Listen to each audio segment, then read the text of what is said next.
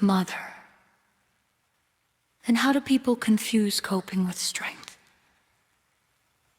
How do they mistake control, hardness, and emotional distance for spiritual power?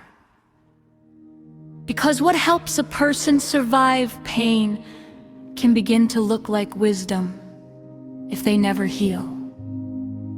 A person who has been hurt may learn to shut down. A person who has been betrayed may learn to control everything. A person who has lived in fear may become hard just to avoid feeling weak again. And after a while, they do not call it survival anymore. They call it strength. So sometimes what looks powerful is only protection that stayed too long. Exactly. Coping has a purpose. It helps a person get through a season. But when a temporary shield becomes a permanent identity, it starts to deform the spirit. Silence can protect for a while. Control can create temporary order. Hardness can stop a person from collapsing. But none of those things, by themselves, are the same as healing. Then spiritual strength must be something deeper. It is. Spiritual strength is not the inability to feel. It is the ability to feel without losing your center. It is not becoming cold so nothing can touch you. It is becoming grounded so not everything can move you. It is not controlling every person and every outcome around you. It is learning steadiness even when life is not fully in your hands. That changes the picture completely, because many people praise hardness. They speak as if softness is weakness, as if control is wisdom, as if shutting down is maturity. Yes. But hardness is not always strength. Sometimes it is pain with armor on. Control is not always wisdom. Sometimes it is fear trying to keep itself from shaking. And distance is not always peace. Sometimes it is a wound that does not trust life enough to come closer.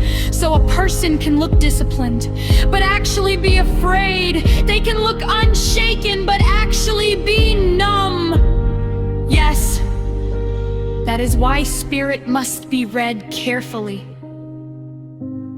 Not every calm face is peace. Not every strong voice is clarity. Not every disciplined life is freedom. Sometimes a person is not standing in power. They are standing in defense. If they do not tell the truth about that, they may spend years calling survival by the name of wisdom. Then how do you know the difference between real strength and coping disguised as strength? Look at what it produces. False strength becomes rigid.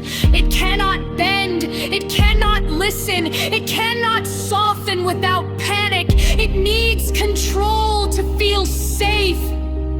Real strength is steadier. It can be firm without becoming cruel. It can be open without becoming lost. It can face truth without collapsing into shame. It can admit pain without worshiping pain. So real spiritual strength does not need performance. No. It does not need to prove itself constantly.